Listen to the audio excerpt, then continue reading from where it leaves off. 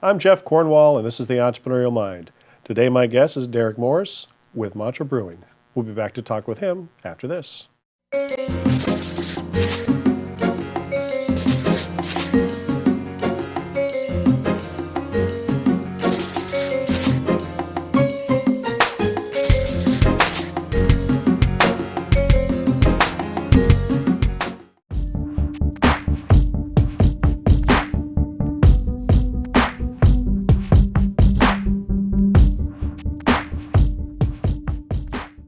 Welcome, Derrick. Full disclosure here, all right? I love craft beer, and I am addicted to the beer at Mantra. It is such good beer that you guys have developed, and Thank you.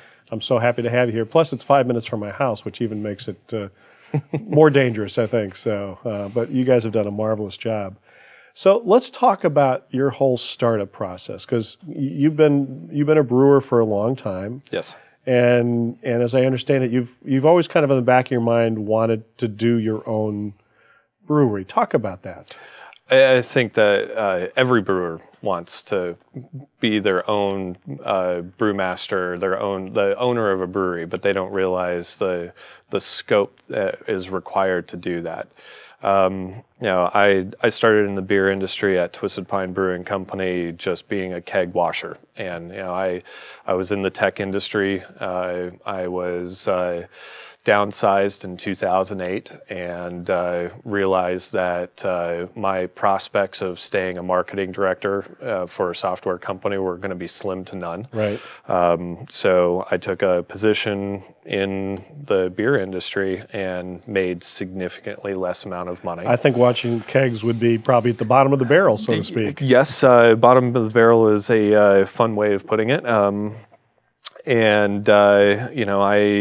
I saw the prospects of getting into the beer industry. I usually have a tendency to tell anyone that wants to get into this industry, you will be underpaid, underappreciated, and overworked in every stop of the way. It was kind of a moment where we saw an opportunity to open up our own brewery.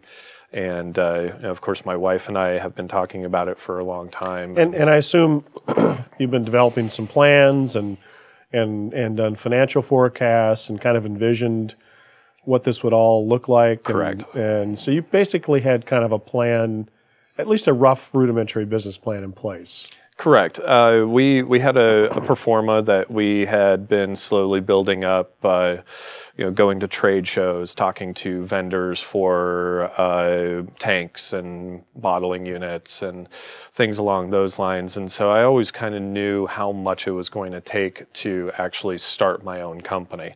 I did not know. It's not cheap to start a brewery these days. No, not cheap at all. We were fortunate enough to be able to find a location where a good portion of the build out on the building was completed, and that saved us about $300,000. And so, probably made the landlord really happy to have another tenant doing the same thing go back in there. Extremely, because we were able to go in and he was making revenue immediately. Right. Some of the locations that we had talked to, we were estimating 12 months before we could pay rent, because we weren't going to be operational until 12 to 18 months later. So when we found the spot, Nashville doesn't have a lot of breweries, and when someone moves, it's a great opportunity for another brewery to move in. Sure. So you heard about this opportunity, and talk about the timeline, because when you and I talked earlier, it sounds like it was, I think, probably a record short period of time I've ever heard of on a launch decision. Yeah, so it was kind of right around April 25th, 2015. My wife and longtime friend, former intern, were sitting around the table, and we said, hey, we really need to do this. We need to move forward. Let's just put our foot down. We're going to do it. We'll do it in the next 18 months. I found out the very next day on April 26th that from a friend of mine that Turtle Anarchy was vacating the location that they were in.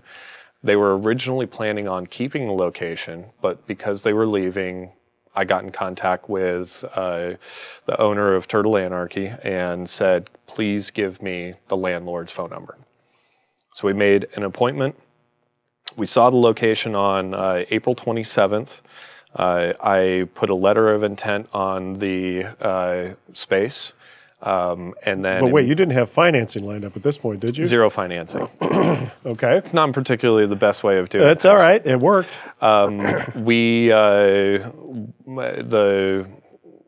Between my business partner and myself, we had about roughly a third of the financing from capital expense in our accounts already.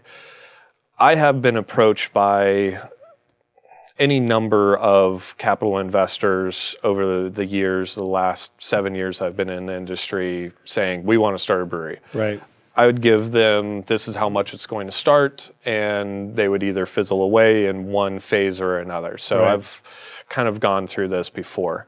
I had a few phone numbers of people that we could call because we knew that they had the funds available, and we knew that they've always wanted to get into the beer industry. Right. And so I went to also move forward, put a letter of intent on some of the equipment that Turtle Anarchy was going to sell. Again, with no financing in place. Again, with no financing in place. And then the very next day, I happened to be dropping a keg off at Chauhan Ale and Masala House. It was a place that I had brewed custom beers for. Manit Chauhan, who is a celebrity chef on the Food Network, Right. and her husband are the proprietors of that restaurant.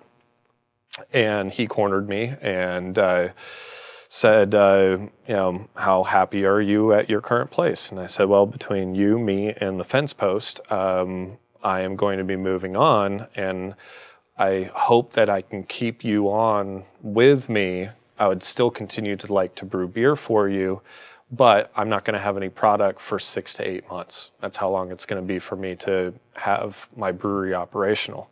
And he said, well, how far away are you financially? And I said, I'm about a third of the way. I need 2/3 left. I've got a few phone calls that I need to make, but I should have full financing by Monday or Tuesday.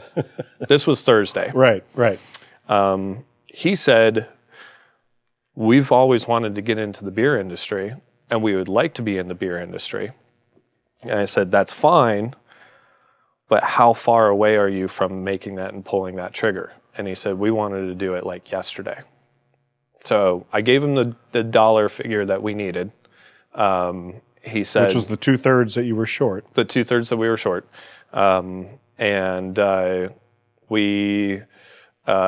He said, money's not a problem. We'll get the money. I just need to see a business plan. So I rushed home. I told my wife, I said, this is happening. We will be fully funded. We just need to get this business plan knocked out. Right. I got a business plan, put it into a very nice, neat package. Since I'm a former marketing director, a lot of graphic design stuff. So Sure. turned it into a very nice presentation. Vivek, my now business partner, we sat there the very next day drinking a couple of pints downtown Franklin, Right. and we had a handshake deal by the end of the night. And like I said, we had all of our So letters. this is less than a week, all this happened. 4 days. 4 days. 4 days we were from concept to handshake. Operating agreement was completely done in 6 days after that, which was a very interesting process because we have 4 different entities that we needed to Right. put together. Right. So my business partner and I formed an entity. Vivek and his wife formed an entity. Our silent partner formed an entity. Those entities now own Mantra LLC, and then was the process of me having to file the brewer's notice. So we had to find all of the equipment. sign hop contracts, which hop contracts are this fuzzy math problem that no one really truly understands. And without hops, what are you going to do? Right. But now, where do you get most of your hops? Are they from Europe? The Willamette Valley. So the Seattle kind of Oregon area. Because the other source is typically in Europe, isn't it? Yes, the Hellertau region, which is Czech Republic, I think, has a lot of hops. correct. Yeah. Yeah, we source hops from New Zealand, Australia. We source hops from Germany, Czech Republic, Austria.